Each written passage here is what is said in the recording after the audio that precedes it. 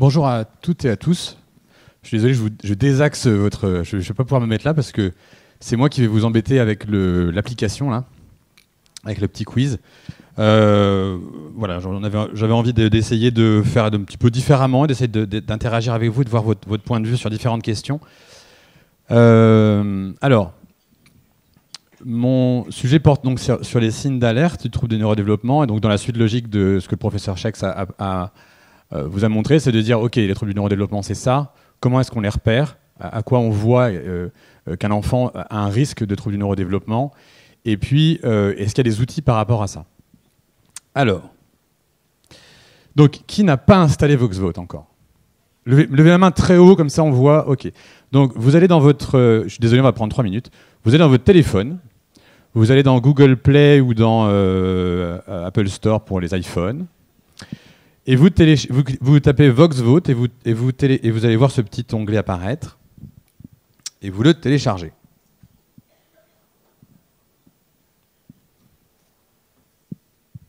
C'est un peu de temps. C'est assez léger. Vous acceptez les autorisations, c'est gratuit. Hein, c'est pas, voilà, vous ne pouvez pas payer.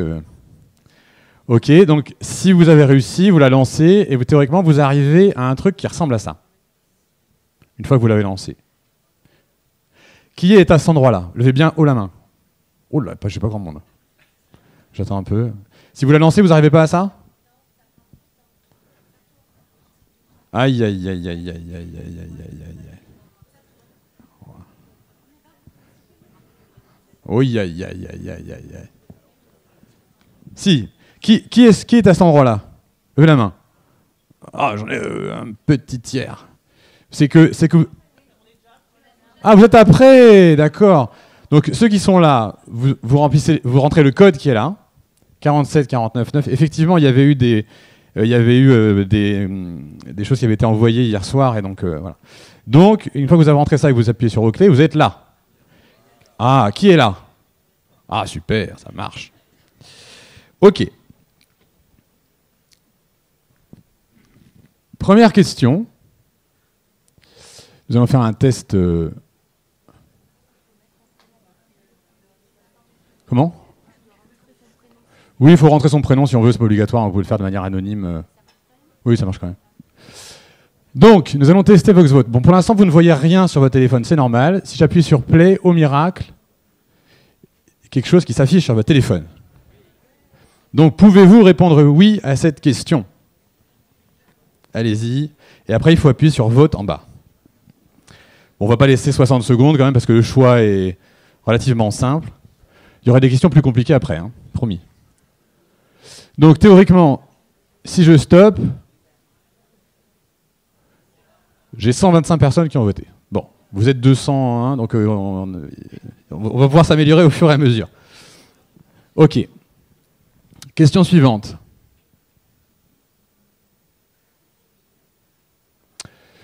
Comment qualifieriez-vous vos connaissances sur les troubles du neurodéveloppement ? Très bonne, bonne, moyenne, faible ou très faible ? Normalement, c'est parti, vous pouvez voter. Comment qualifieriez-vous vos connaissances générales sur les troubles du neurodéveloppement ?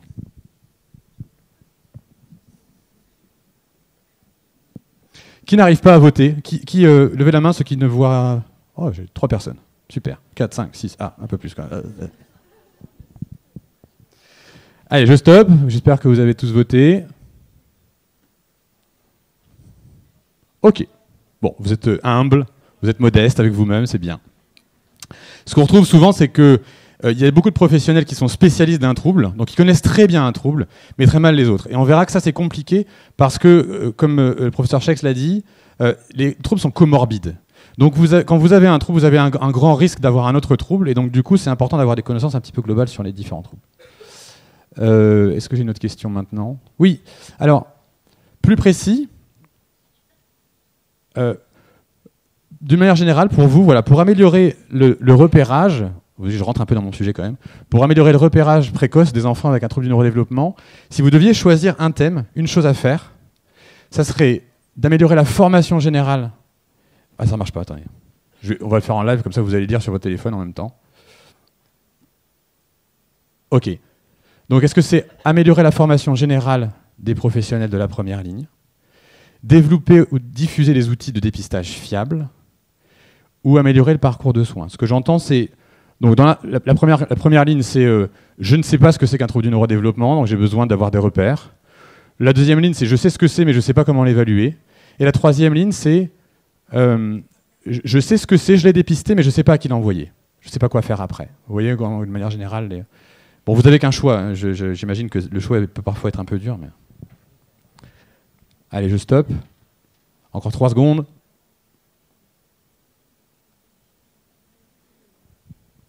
OK.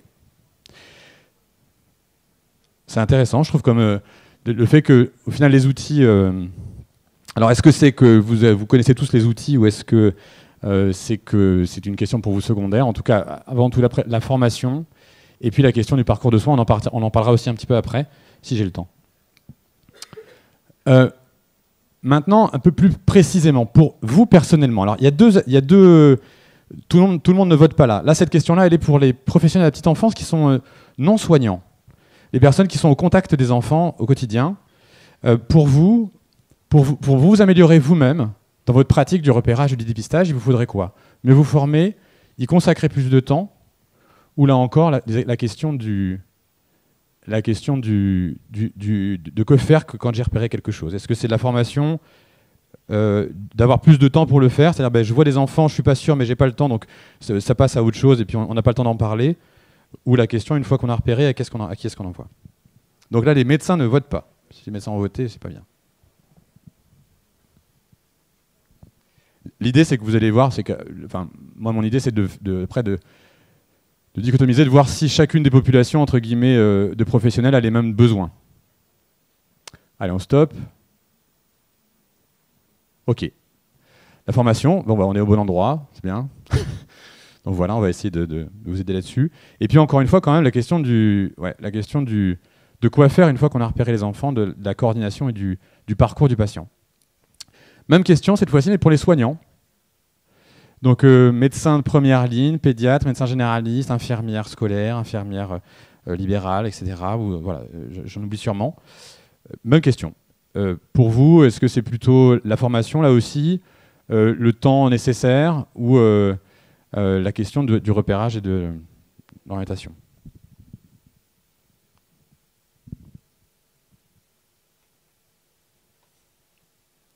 Encore 3 secondes. Hop. OK. OK. Même profil de réponse au final sur à la fois la formation et la question du réseau. Alors, on arrête VoxVote pour l'instant. On fera les petites questions après.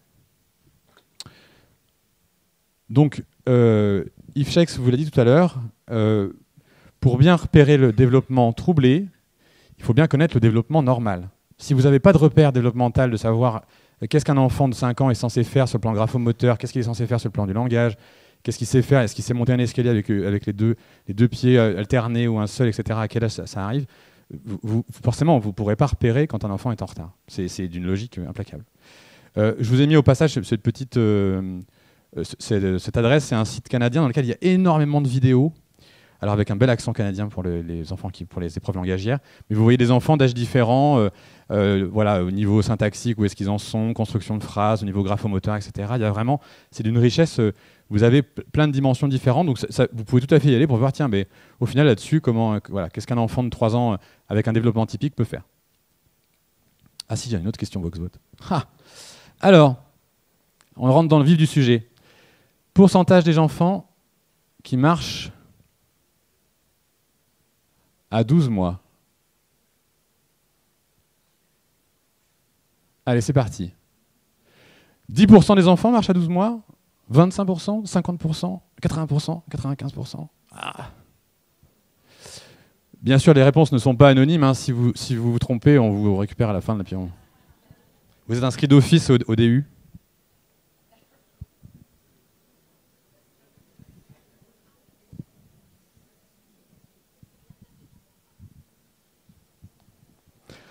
Allez, 5 secondes pour voter. Ah, ça discute. C'est environ, hein. On n'est pas... Eh bien non. Je vais vous mettre des petits... Alors, on parlait tout à l'heure du professeur Desportes à Lyon. On est plutôt dans les 25-30%. Et vous voyez la courbe extrêmement rapide. À 12 mois, ils sont à 25-30%. À 13 mois, on est à 50%. Donc en un mois, vous avez vraiment une majorité des enfants qui vont acquérir une... Donc c'est une petite illustration pour ça. Autre petite question, on continue. Vous avez le petit Simon, 6 ans, 8 mois, qui vous dessine ça. Vous lui avez demandé dans votre bureau de vous faire des petits carrés, des petits triangles. Je vais vous le remettre après, hein. Vous allez pouvoir voter en même temps. Hop. Que pensez-vous des productions de Simon? Je vais vous les remettre, vous inquiétez pas. Si ça veut bien se lancer, c'est bon. Hop. Alors.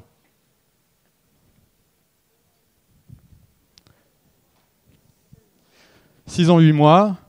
Je ne sais plus ce que j'ai mis dans les questions. Est-ce que c'est normal, légèrement décalé, très décalé, ou vous ne savez pas trop?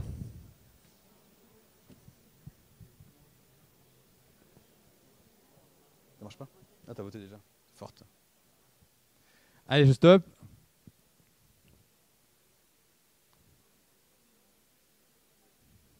Ok. Ah, j'ai plus de micro. Ah, c'est bon, c'est moi qui parlais trop fort. Pardon. Ok. Oui, vous avez raison. Et pour vous, ce type de production, il est plutôt attendu vers quel âge? Ah, ça se complique là, hein. Ah, je vous embête, hein.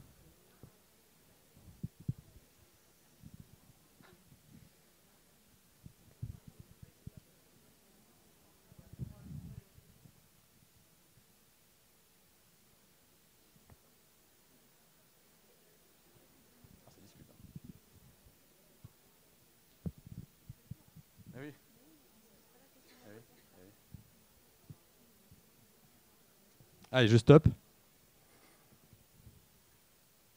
Le suspense est intenable. Ouais, vous avez, la majorité a raison. Entre 3 et 4 ans.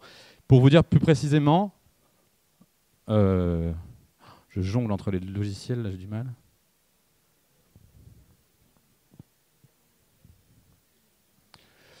Je crois que par rapport au test, donc là vous voyez c'est en déviation standard, donc il a un score nettement pathologique, je crois que c'était dans les 3 ans et demi. L'âge développemental. Ok. Alors, on fera des petits quiz à la fin. Là, je vais partir sur des éléments un peu plus théoriques. Donc, je reprends pas. Le professeur Schex vous l'a énoncé. On est dans le DSM-5. Voilà la nosographie actuelle des troubles du neurodéveloppement telle qu'on la connaît. Je vous ai mis des synonymes, en tout cas certains autres termes qui étaient utilisés parce que les termes changent. Donc des fois, on perd ses repères. La question du repérage et du dépistage, c'est un petit peu la même chose, mais en même temps un petit peu différent. Le repérage, c'est repérer un décalage dans le développement, qu'il soit psychomoteur, langagier, social, chez un enfant. Il peut être réalisé par n'importe qui. Ça peut être un professionnel dans une crèche, ça peut être un ami des parents, ça peut être n'importe qui. Ce n'est pas un professionnel spécifique pour ça. Et puis ça concerne les enfants tout venant. C'est la population générale, c'est les enfants qu'on croise partout. Le dépistage, en revanche, ça relève d'une politique de santé publique, c'est-à-dire de dire il y a un problème de santé, on va essayer de le dépister. Ça nécessite l'utilisation d'outils standardisés pour ne pas se tromper, pour ne pas dire d'un enfant qu'il a un retard ou qu'il a un trouble alors qu'en fait il n'en a pas.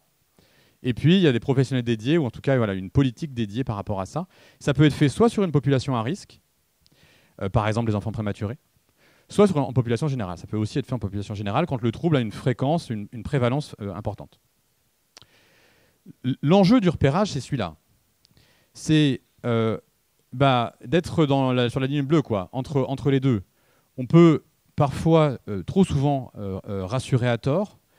C'est quelque chose que moi, dans ma pratique, quand je faisais des entretiens diagnostiques pour les parents dans les suspicions de troubles du spectre autistique, c'est quelque chose qui revient très souvent. On était voir notre pédiatre, il nous a dit « mais ça va aller ». Voilà. Alors, je ne jette pas la pierre au pédiatre, c'est-à-dire que je pense que dans 95% du temps, quand ils disent « ça va aller », ça va mieux. effectivement. Mais il y en a certaines situations où on dit ça va aller, mais ça ne va pas mieux. Donc ne pas rassurer à tort, ou à l'inverse, voilà, oh, regarde comment il a pris la bouteille d'eau, oh là là, il a un trouble, vite, on va... Bon, voilà. Il faut rester aussi, parce que sinon, effectivement, les parents seraient complètement angoissés tout le temps, devraient faire 15 000 bilans pour des choses qui sont dans la normale. Petite étude, hein, quand même. Alors, c'est du rétrospectif, on peut pas, c'est toujours compliqué d'analyser ces données, mais 459 questionnaires envoyés des parents d'enfants autistes, donc pour lesquels le diagnostic est fait. 87% des parents disent avoir repéré des particularités chez leur enfant avant d'être alertés par les professionnels. D'accord ? Donc ça nous amène à un premier signe d'appel. Toujours prendre en considération l'inquiétude des parents. Parce que les parents, alors, il y a des parents qui sont novices, c'est leur premier enfant, ils ne savent pas très bien. Et puis il y a d'autres parents qui ont une certaine culture, qui voient d'autres enfants et qui disent « Mon enfant, il ne va pas bien. Mon enfant, il ne me regarde pas comme il devrait. Mon enfant, il ne se met pas dans mes bras comme il devrait. » Et donc il y a des petites choses. Ça peut être rien, mais ça demande quand même, en tout cas, à l'évaluer et à faire attention à ça. Un autre point important sur la question du dépistage, c'est la question des enfants à risque. On en a parlé un petit peu tout à l'heure. Ça va être des enfants qui ont, du fait de leurs antécédents, du fait d'éléments d'antécédents familiaux, du fait de comment s'est passée la grossesse, du fait de comment s'est passé l'accouchement ou d'autres facteurs, qui vont être plus à risque que les autres d'avoir un trouble du neurodéveloppement. Or, vous avez vu tout à l'heure qu'en population générale, déjà, la prévalence, elle est forte. On parle pour les troubles d'apprentissage, on est à 10% des enfants. On peut être jusqu'à 10% des enfants. Donc chez ces enfants-là, c'est encore plus. D'accord ? Donc vraiment, c'est des enfants qui sont très à risque d'avoir un trouble du neurodéveloppement. Pourquoi dépister ? Bien évidemment, ça permet d'améliorer le diagnostic précoce, faire un diagnostic plus tôt. Et on sait que la prise en charge, voilà, et donc du coup de découler sur une prise en charge précoce, et on sait que cette prise en charge, dans pas mal de troubles, il y a des études là-dessus, montrent qu'on est plus efficace, hein, on est sur la question de la plasticité, on est dans le neurodéveloppement, on est plus efficace quand on prend en charge tôt. La question des surhandicaps, on l'a abordé un petit peu tout à l'heure sur la question des comorbidités, c'est exactement ça. C'est un enfant qui a un trouble du langage, on ne le repère pas, il se fait un petit peu moquer à l'école, on lui met un peu la pression, mais disons, tu pourrais un peu travailler un peu plus quand même, disons, qu'est-ce que tu fais ? Et puis donc voilà, il y a une perte d'estime de soi, il n'aime plus trop l'école, etc. Alors que si c'est diagnostiqué plus tôt, la prise en charge précoce va être déjà plus efficace, et puis cet enfant, dans sa construction, dire c'est pas ma faute, j'ai un truc qui m'empêche de bien travailler à l'école. Alors, au niveau de l'organisation, j'ai tiré ce schéma des recommandations de bonnes pratiques parues en février sur les recommandations pour le dépistage des troubles du spectre de l'autisme. On le reprendra après, mais je trouve que c'est spécifique au TSA, mais à mon avis, la plupart des troubles du neurodéveloppement, c'est une architecture intéressante. Ok, inquiétude des parents, où il y a des éléments de régression. C'est un autre signe d'appel, signe d'alerte important, une régression dans le développement de l'enfant. Ou alors inquiétude des professionnels de la première ligne, petite enfance, enseignants, etc. Ça doit amener à une consultation médicale en soins primaires, soit par le médecin traitant, soit par le médecin de PMI. Et on regarde un petit peu ce qui se passe. Cette consultation, c'est une consultation un petit peu généraliste, on fait un petit peu le point. Cette consultation, elle est juste après, on fait une consultation qui va être dédiée à cette question du dépistage. D'accord ? Vraiment, on est là pour ça, ils viennent pour ça, on ne va pas parler des vaccinations et d'autres choses, on est là que pour ça. Avec un examen clinique approfondi, on verra après ce qu'on peut mettre dedans. Et puis après, il y a deux choses. Soit il y a une suspicion, effectivement, alors on pourrait mettre TND à la place de TSA. Donc soit il n'y a pas de suspicion, ok, on continue la surveillance normale du développement. On a utilisé des outils, tous ces outils reviennent normaux, l'examen clinique est plutôt rassurant. Soit, on va en dessous du tableau du coup, soit il y a une suspicion de TSA. En l'occurrence, pour les TSA, le diagnostic aujourd'hui doit être fait par une équipe multidisciplinaire de deuxième ligne qui est formée au trouble du spectre de l'autisme avec des outils spécifiques, des gold standards. Voilà, on ne peut pas faire ce diagnostic tout seul en cabinet. Par contre, le médecin de première ligne peut tout à fait, en amont, déjà un bilan ORL, un examen visuel qui vont permettre d'éliminer des diagnostics différentiels et aussi de repérer déjà les comorbidités. Donc il y a déjà des premières choses qui peuvent être faites avant l'évaluation multidisciplinaire et en sachant que l'équipe va se servir de ce qui a été fait également. Je trouvais que c'était intéressant de voir le cheminement, l'organisation de ce dépistage. Alors, les outils du dépistage. Il me reste 25 minutes à peu près. Déjà, il y a plusieurs types. il y a des outils un petit peu généraux. Alors, il peut y avoir des autoquestionnaires qu'on donne aux parents, des tests auprès de l'enfant directement, ou des questionnaires à remplir par le professionnel. Et puis, vous avez des outils qui sont très généralistes. On va en voir quelques-uns. C'est-à-dire avec lesquels on peut tester tout le développement de l'enfant, à peu près enfin, de quoi les grandes fonctions. Et puis des outils qui vont être très spécifiques. Il y a l'outil de dépistage des troubles du spectre de l'autisme, l'outil de dépistage des troubles de la coordination, etc. etc. D'accord ? Alors ça va faire un peu, je vais en dérouler quelques-uns parce que je trouve que c'est important quand même que vous ayez ces repères. Il y en a plusieurs qui sont accessibles en ligne sur Internet avec la cotation possible, etc. Donc c'est simple, hein, entre guillemets, de l'utiliser. Alors c'est dur parce qu'il faut changer ses pratiques, changer sa manière de faire, prendre parfois 5 ou 10 minutes. Bon, mais c'est faisable. Alors, l'inventaire de développement de l'enfant, le professeur Schex en a montré une diapositive tout à l'heure. C'est une échelle. Donc on fait remplir aux parents un questionnaire et on répond par oui ou par non. Ça teste, vous voyez, tous ces domaines du développement. Donc je veux un petit exemple, alors je vais zoomer pour que vous voyez. Donc vous voyez des questions. Est-ce qu'il dit non quand il n'est pas d'accord? Est-ce qu'il tient debout sans se tenir? Est-ce qu'il marche sans se faire aider? Est-ce qu'il grimpe? Est-ce qu'il lance un ballon tout en restant debout, etc., etc. Les parents doivent répondre oui, non. Une fois qu'ils ont répondu oui, non, eh bien, on comptabilise leur nombre de réponses. C'est de plus en plus compliqué. Donc, au bout d'un moment, les parents ils répondent non, non, non, non, parce que ça a atteint leur enfant est plus petit. Et, voilà. Donc, ça va jusqu'à 6 ans. Jusqu'à 6 ans, 11, je crois. Oui, 6 ans. À gauche, vous avez l'âge chronologique de l'enfant. OK, là, l'enfant, il a 42 mois.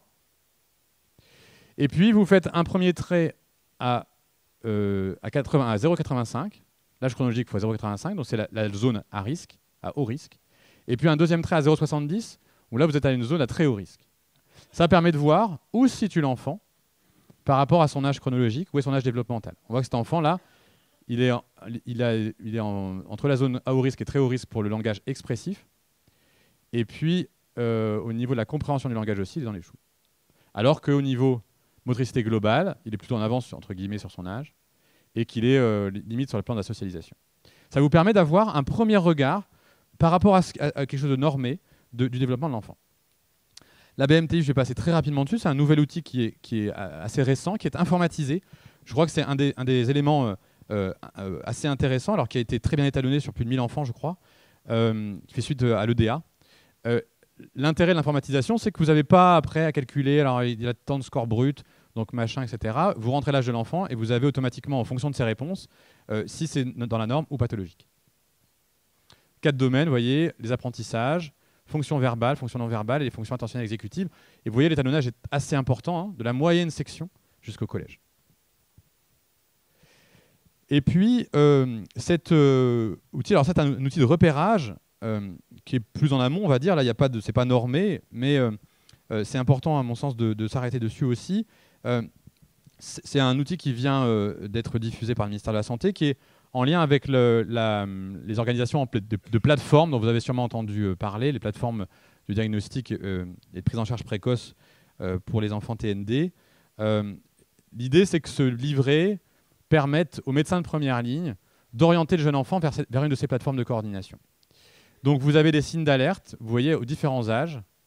Alors, je vais vous montrer comment ça se... Alors, juste... oui, non, si c'est ça.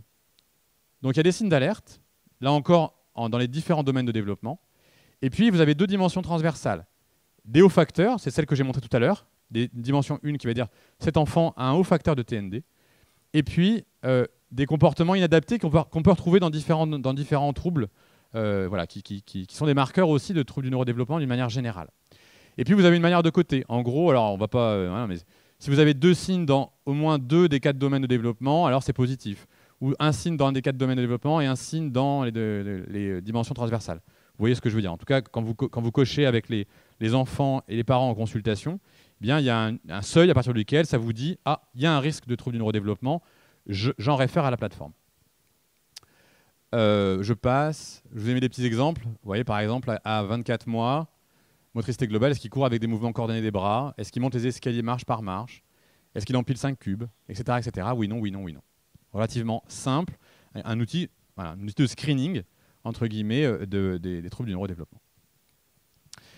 Donc ça, c'était 3 outils, 3 choses que vous pouvez utiliser qui reprennent de manière un petit peu générale le développement normal de l'enfant et de voir de manière globale.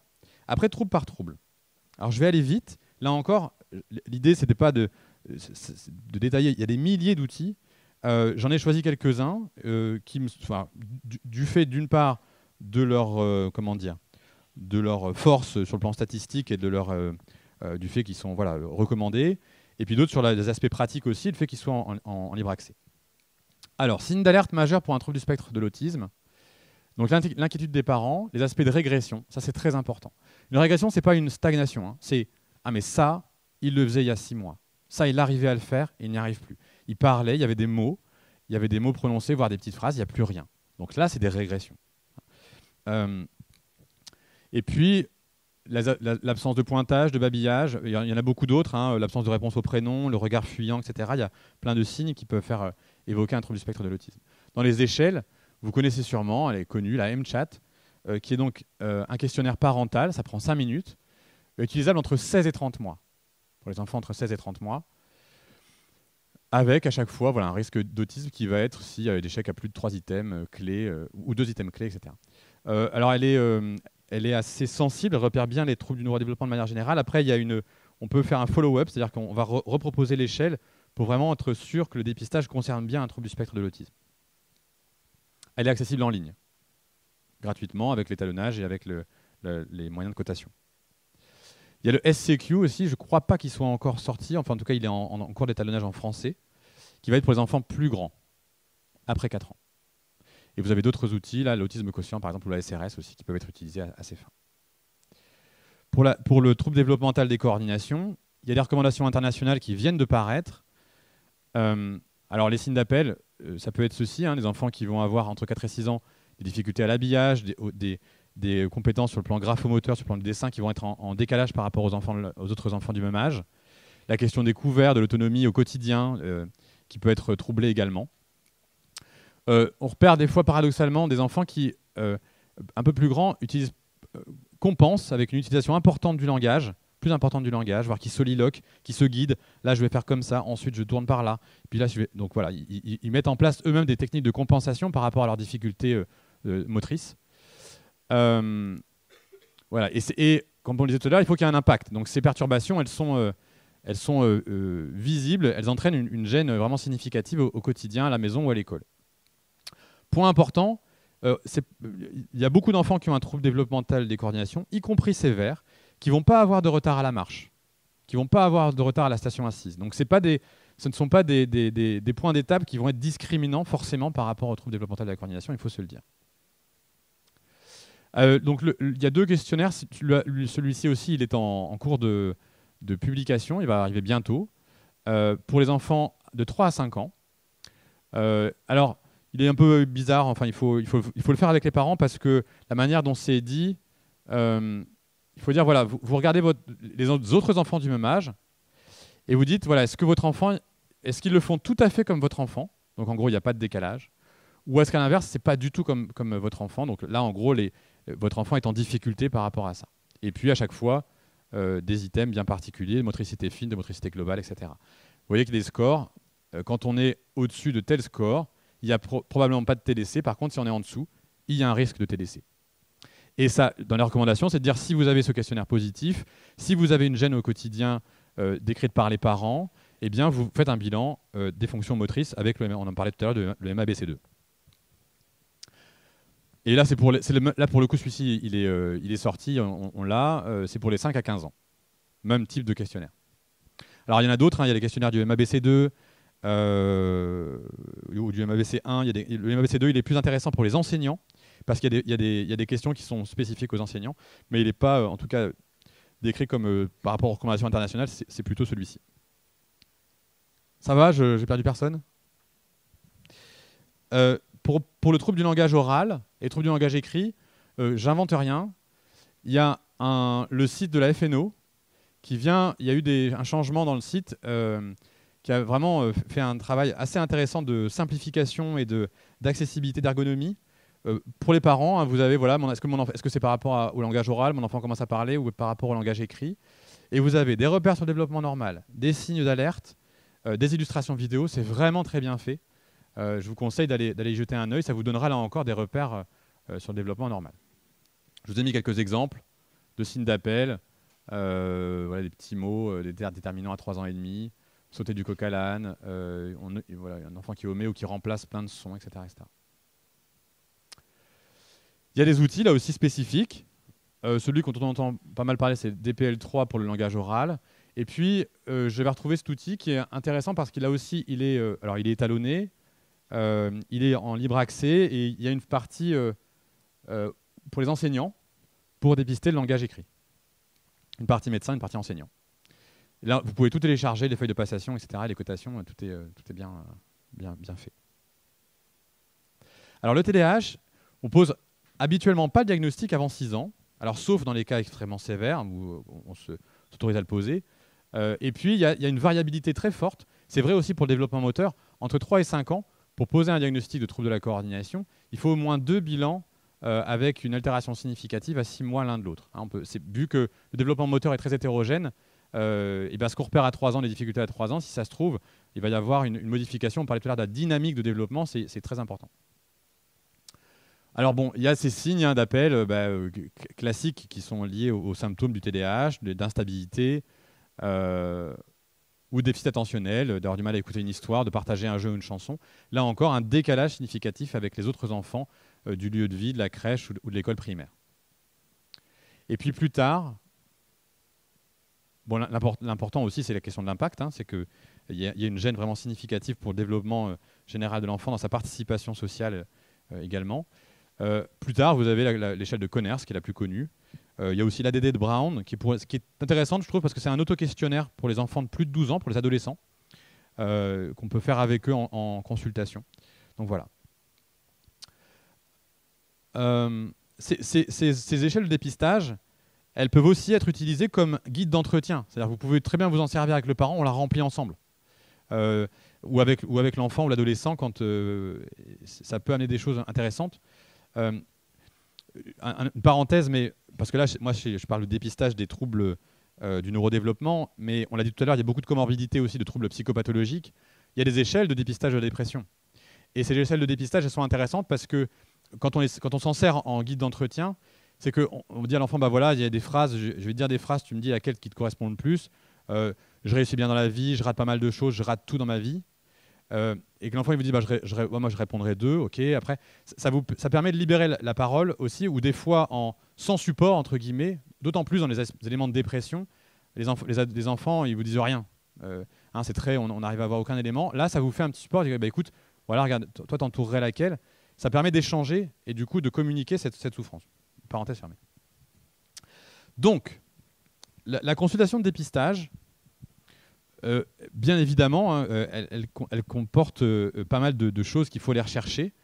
On en a parlé un petit peu tout à l'heure. Le motif pourquoi est-ce qu'ils viennent, déjà, c'est important. Les antécédents, le mode de vie actuel. J'ai rajouté un petit item. Le temps passé devant les écrans. Hein, il y a plus en plus de travaux qui montrent un impact significatif sur le développement de l'enfant. En tout cas, dans les utilisations très très importantes d'écran. Donc ça, c'est important aussi. Bien sûr, l'histoire développementale, les éléments somatiques, socio-affectifs, les comorbidités psychiatriques. Est-ce qu'il y a des comorbidités voilà. Et puis cette passation du coup de questionnaire ou d'outils en fonction des éléments que vous ont rapporté les parents ou de ce que vous avez perçu. Le lien avec l'école, pour moi, est extrêmement important. Pourquoi ? Parce que l'enfant y passe un temps considérable, que c'est un lieu de contrainte, entre guillemets, parce qu'il faut rester concentré, il faut participer, on est très sollicité, donc c'est là où on va repérer souvent des fragilités. Donc là aussi, il y a des questionnaires. Nous, on a un petit questionnaire qu'on fait remplir aux enseignants, très généraliste. Hein, qu'est-ce que vous pensez au niveau du comportement, au niveau des apprentissages pour cet enfant ?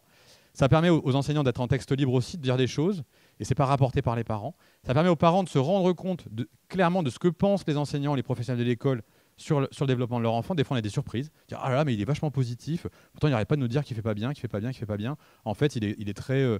Cet enseignant, je pensais pas qu'il était comme ça, à faire attention, préoccupé de mon enfant. Je pensais qu'il était. On n'avait que des remarques négatives. Par exemple, c'est des retours qu'on peut avoir des parents. Donc, c'est assez intéressant. Et puis, je vous disais, il y a des échelles qui sont spécifiquement dévolues aux enseignants. Ça va ?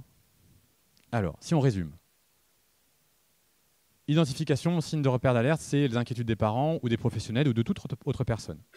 Pour ça, il faut avoir une bonne connaissance du développement normal et des outils de repérage. La consultation du médecin de première ligne, avec, là encore, des outils de dépistage soit généralistes, soit spécifiques. Une consultation dédiée.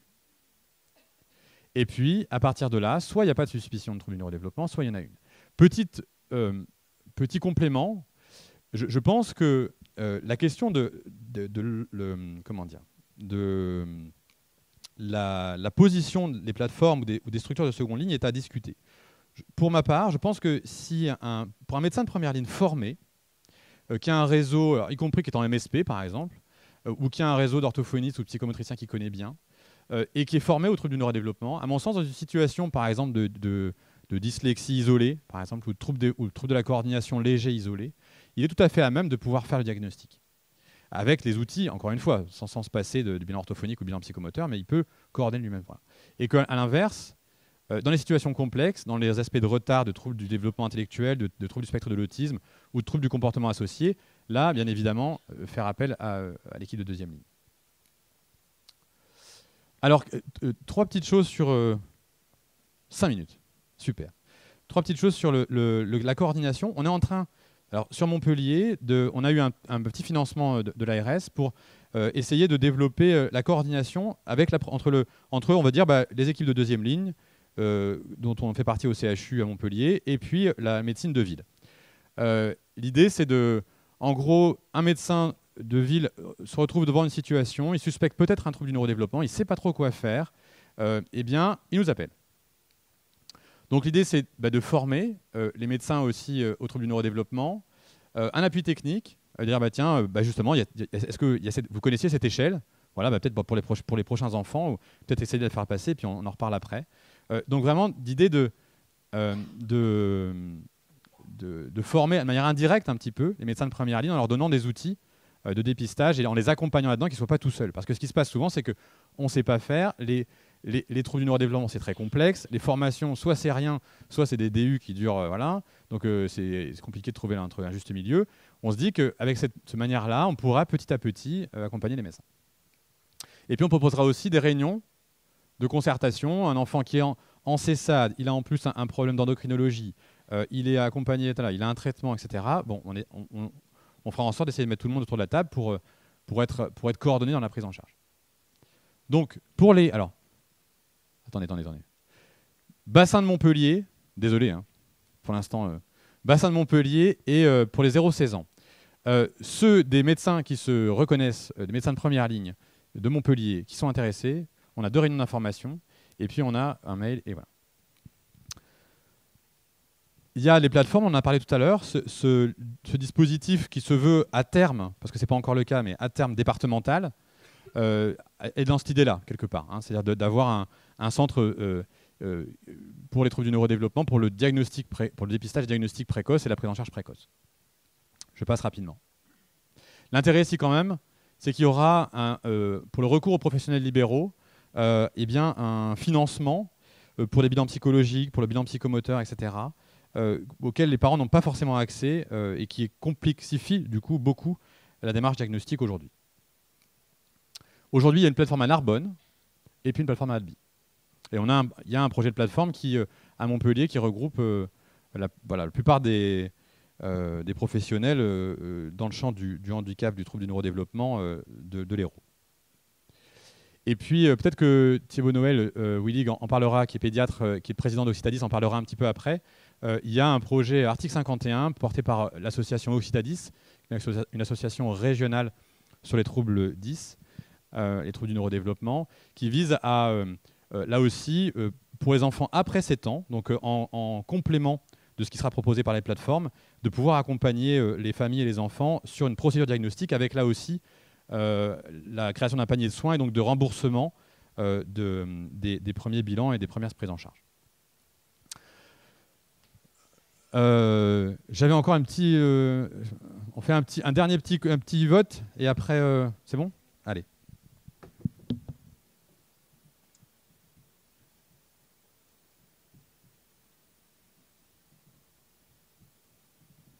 Alors, ce sont des vidéos. Ouais. On pose le doudou, tu me... Vous la voyez pas là, c'est normal. Tu me le donnes, le doudou? Tu me le donnes?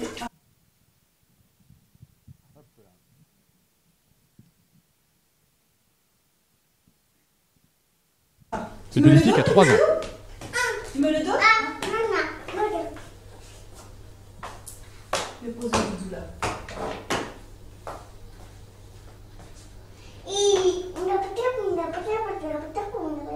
Alice? Oh, elle te raconte des choses.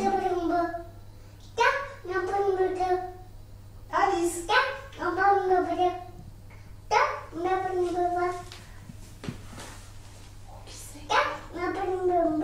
Alice, tu me lances la balle?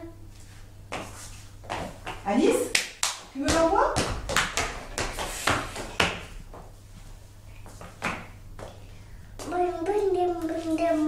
Alice, tu m'envoies le ballon? Alice? Elle a 3 ans. Alice, regarde, il a faim le bébé. Tu as vu, il a faim? Il veut manger le bébé. Tu lui donnes à manger, Alice? Alice, tiens. Alice. On dit qu'il...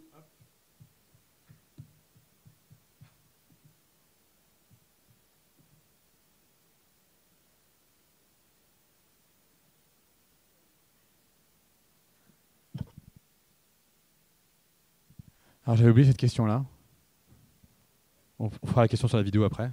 Alors, parmi les 3 signes d'alerte, parmi les signes ci-dessous, alors là vous pouvez en choisir plusieurs, hein, sinon ce serait un peu compliqué. Donc c'est une question à choix multiple. Alors, parmi les 3 signes en dessous, c'est un examen. Hein. Par rapport à tout ce qu'on a dit, les signes de troubles du neurodéveloppement dans ces 4 points. Absence de marche à 16 mois, inquiétude des parents, développement de l'enfant, régression dans le développement de l'enfant, absence de mots. J'étais gentil. Hein. Ah, vous pouvez en choisir qu'un? Ah là, je suis désolé. C'est une erreur technique. Bon, vous avez repéré lesquels c'était quand même. J'étais... hein. Ah bah non, il y a... Ah oui, si, non, oui, d'accord. Bah, on les a presque tous du coup. Hein. Voilà. Très. Ok. Donc plus par rapport à la vidéo maintenant. Vous vous la remémorez.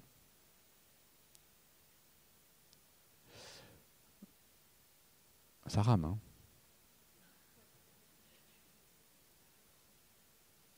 Bon, je vais pas y arriver, c'est pas grave. De toute façon, juste, maintenant vous allez voir, donc, ok, cet enfant a un développement troublé. Je me dis que, je le dis maintenant, mais c'était pas les questions que je vous avais posées, mais j'aurais pu vous demander qu'est-ce que vous repériez comme symptômes, en tout cas comme symptômes de décalage. C'est un enfant qui a visiblement, en tout cas, un trouble du spectre de l'autisme. Il y a une absence de réponse à son prénom, il n'y a pas de langage, il y a des productions verbales et motrices stéréotypées, hein, elle répète toujours un petit peu la même chose, il y a très peu d'échanges, très peu de contact avec l'autre personne, il y avait des flappings à un moment donné également. Maintenant, et juste pour comparer... Il est à quoi le gâteau? Elle a le même âge. Au chocolat. Moi j'adore le gâteau au chocolat. C'est celui que je préfère. Tu me le prêtes? D'accord, merci. Allez, hop. On met des bougies dessus? Allez, vas-y. Alors on dit que c'est l'anniversaire du bébé. On prend le... Vous voyez qu'il y a un contact oculaire, elle partage l'activité, il y a le langage. C'est l'anniversaire du bébé, de celui-là, du garçon. Je trouve que c'est toujours intéressant Comment il s'appelle ce bébé? d'essayer de voir sur la même scène, entre guillemets, un développement troublé, un développement normal, parce que ça permet vraiment de se rendre compte. Je ne sais pas pour vous, mais en tout cas, les professionnels on travaille beaucoup avec des enfants qui ont des troubles du neurodéveloppement, et des fois, on arrive à se perdre, de se rendre compte de qu'est-ce que c'est que le développement normal. Une autre petite vidéo. Alors attendez, j'avance un peu. Ça sera la dernière. Elle a 20 mois. Tu l'as vu? Valentine? Non, il est là. Sur le jeu. Valentine, regarde. Qu'est-ce que c'est ça? Oh! Un petit lapin! Regarde la fleur. Elles sont bonnes, la fleur. Tu sens?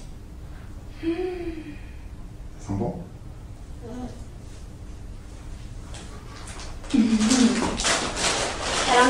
on voit. Ça, c'est le peigne pour se coiffer. Tu vois, tu me coiffes les cheveux. Tu te coiffes les cheveux? Oui. Tu es jolie.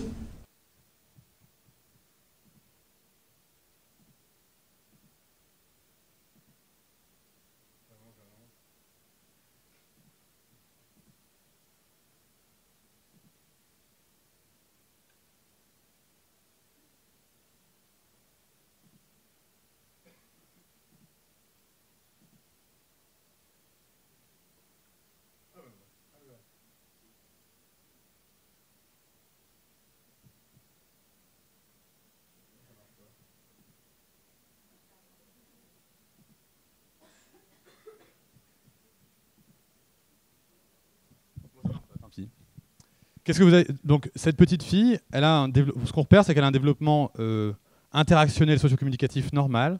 On repère qu'il n'y a pas de langage. Donc, si vous n'avez pas d'éléments, bien sûr, je vous ai montré 15-20 secondes, on ne peut pas savoir. Et je vous rassure, en sortant de la salle avec son papa ou sa maman, ils étaient partis, et puis il y a des mots, etc. Il n'y a pas de problème de langage. Mais en voyant ça comme ça, on peut se dire qu'elle a un développement normal, mais on peut aussi se dire qu'elle a peut-être un retard de langage. C'est juste ces éléments-là. Bon, oui, c'est bon, j'avais... allez. Voilà.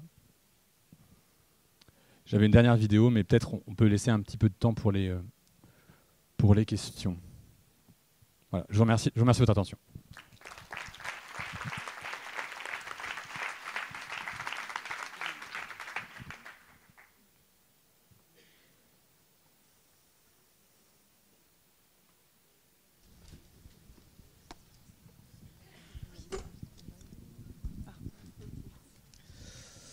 Bonjour. Bonjour. Coralie Guéraud, je suis généraliste dans le Nord Aveyron. J'ai une question d'épidémiologie par rapport aux acquisitions attendues à tel ou tel âge. Est-ce qu'on a remarqué ces 10 ou 20 dernières années une évolution des acquisitions attendues? Je suis pas le meilleur placé pour répondre à cette question-là. Il me semble que oui, sur certaines dimensions. Est-ce que, René, tu veux... La question, c'est est-ce que sur les 10 ou 20 dernières années, en termes de développement normal, est-ce qu'il y a une évolution particulière sur les grandes étapes de développement? Alors, les grandes étapes de développement, je ne pense pas, entre guillemets, sur la question de l'âge d'acquisition de la marche, de l'âge d'apparition du langage, etc. Non. Après, ce que vous dites renvoie à la question, ce qu'on voit sur les... Vous connaissez... les tests de QI sont systématiquement réétalonnés parce qu'il y a une amélioration. Mais là, on est plus sur les aspects aussi d'accès à la culture, d'accès à l'éducation et de développement du raisonnement logique sur certaines dimensions. Peut-être, René, tu veux... Faut que tu te lèves, j'ai pas de... Oui, sur les aspects développementaux, c'est-à-dire motricité, langage, socialisation, tout ça, il n'y a pas de décalage objectif dans un cadre d'évolution. Bon. Par contre, effectivement, sur l'intelligence, quand elle est capturée au sens large du terme, et notamment l'intelligence non verbale, il y a des tas de travaux qui montrent que depuis le début du siècle, l'intelligence a tendance à évoluer positivement pour des raisons de contexte, d'alimentation, de la télévision, les tablettes, tout ça. Et puis, ce qui est surprenant, depuis quelques années, à partir de 2010, dans certains pays, on constate une stagnation, voire même une certaine baisse. En France, il y a des travaux qui montrent, ça reste à démontrer, mais que le QI moyen a tendance à baisser un peu. Bon, alors, je vous laisse des tentatives d'explication, mais en tout cas, c'est ce qu'on trouve pour l'instant. Et cette baisse, on la retrouve aussi dans d'autres pays. Et en sachant qu'il y a aussi une variabilité interpays qui est extrêmement importante. Mais sur les aspects développementaux, à ma connaissance, parce que c'est ce que disait Vincent, il n'y a pas ni d'augmentation, ni de progression des niveaux en tant que tel. Merci. Ce que moi j'avais aussi entendu, c'est que du fait des nouvelles technologies, de l'accès à l'information, etc., mais là on n'est pas sur les 3-6 ans, mais on est beaucoup plus aussi sur une intelligence procédurale. C'est-à-dire, c'est pas je dois avoir l'information, c'est je dois savoir comment la retrouver. Et donc, c'est pas le même raisonnement, c'est pas la même intelligence. Bonjour. Je suis Myrtille François, je suis ergothérapeute en libéral sur Narbonne et je travaille avec les enfants depuis 10 ans. Je me pose pas mal de questions justement chez les 0-6 ans, ou je dirais plutôt 3-6 ans au niveau des problèmes de comportement. Je vois pas mal de petits garçons poser des problèmes en maternelle, d'agitation, d'opposition. J'ai l'impression que la plupart du temps, c'est des petits garçons qui sont ensuite étiquetés haut potentiel. Et il y en a certains d'entre eux qui sont vraiment préoccupants au niveau du comportement. C'est quand même des enfants à chaque fois qui ont eu des problèmes avec les enseignants, ou en tout cas avec le groupe classe et la situation de scolarité, qui ont un mauvais démarrage dans la scolarisation. Et du coup, je me demande à quel moment on va s'inquiéter du trouble du comportement et l'étiqueter comme un trouble oppositionnel, un trouble, ou à quel moment on va juste se dire que c'est une conséquence de difficultés, et à quel moment on se préoccupe, parce qu'il y a même des enfants où je me suis posé des questions au niveau psychiatrique par rapport à de la violence sans aucune empathie. Voilà, le trouble du comportement chez le petit garçon de 3-6 ans me questionne. À quel moment on doit s'inquiéter et orienter vers des consultations spécialisées? Alors, question large, difficile de répondre comme ça. Alors, il y a plusieurs choses dans ce que vous décrivez. Il y a des choses que vous voyez, un comportement. Il y a des troubles du comportement, d'accord. Après, il y a toute la question d'où est-ce que ça vient. Ça, c'est une autre question. Est-ce que la société, les écrans, c'est différents domaines. Moi, je pense qu'à partir du moment où il y a des troubles du comportement avérés qui ont un impact significatif pour la vie de l'enfant sur le plan scolaire ou familial, c'est important de s'inquiéter, déjà. Et c'est important d'essayer de voir, puisqu'il existe des prises en charge. Alors déjà, la première chose, c'est d'essayer de voir pourquoi il y a ces troubles du comportement. Est-ce qu'il y a un trouble du langage? Parce qu'on l'a dit tout à l'heure, un trouble du langage qui n'est pas repéré, l'enfant n'arrive pas à s'exprimer, on ne comprend pas. Donc, du coup, il peut s'énerver de manière plus importante. Vous décrivez toute la question de la précocité intellectuelle, qui en soi, la précocité intellectuelle n'est pas un risque, alors il y a différentes données là-dessus, mais n'est pas un risque d'avoir un trouble spécifique, mais voilà, il y a des éléments de contexte aussi à prendre en considération. Et tout ça, à mon sens, ça doit se faire par quelqu'un qui, si en tout cas le trouble du comportement est sévère, par quelqu'un qui est spécialiste de ça et qui puisse analyser un petit peu ce qui se passe. Peut-être que l'enfant il est déprimé.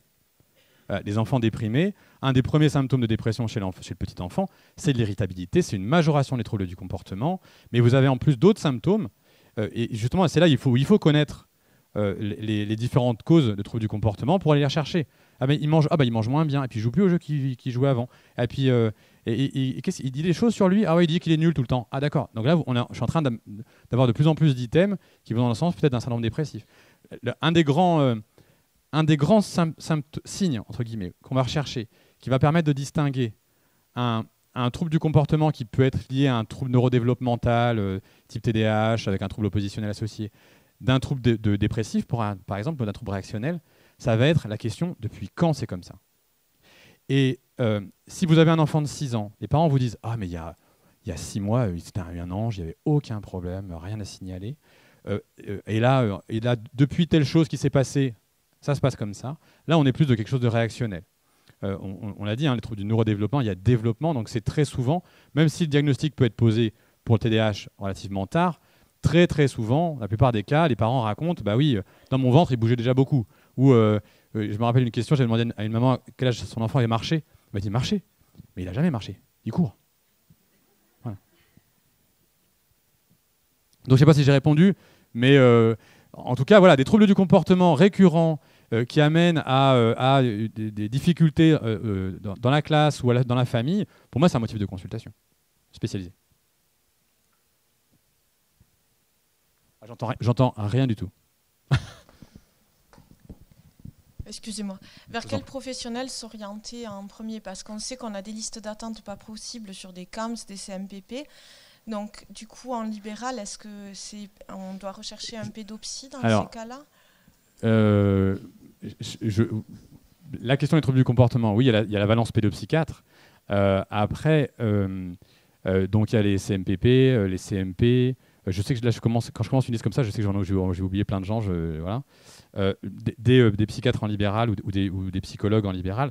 La question, elle est sur la formation des gens aussi, qui est très importante, et sur ce que les professionnels disponibles sur votre bassin de vie aussi. C'est malheureux, mais il y a cette question-là aussi, clairement, de dire ok, dans la théorie, dans les textes, c'est marqué, il faut adresser là, mais moi, je sais que tiens, tel médecin qui est formé là-dessus, bon, c'est pas vraiment, voilà, mais on fait comme on peut, entre guillemets.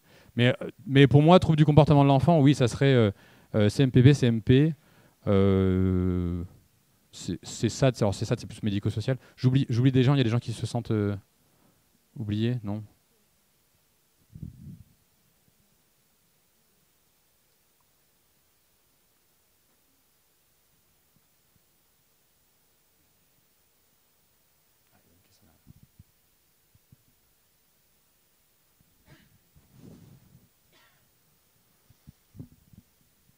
Oui. Bonjour, Bémansour Adra, médecin éducation nationale. Bonjour. Sur Narbonne. Vous aviez parlé de troubles du développement, des troubles neurodéveloppementaux dans un contexte d'exposition prénatale à l'alcool et certains épileptiques. Je posais la question, est-ce que les psychotropes type anxiolytiques ou antidépresseurs pourraient être à l'origine ou être un facteur de risque également dans les... Alors la question est trop large peut-être. Non, la question est super précise. Mais c'est moi qui, en termes de données scientifiques, il me semble qu'il y avait eu des travaux sur une augmentation de certains troubles du neurodéveloppement par rapport à des antidépresseurs, mais je n'en mettrai pas ma main à couper. Donc je ne sais pas si d'autres ont des réponses précises là-dessus. Je regarderai, je dirai. Mais effectivement, en tout cas, le médicament, la prise de médicaments pendant la grossesse peut, en fonction des médicaments, être un impact. Et celui qu'on n'entend plus parler, par contre, c'est la question de la dépakine. Hein. Vous en avez tous entendu parler.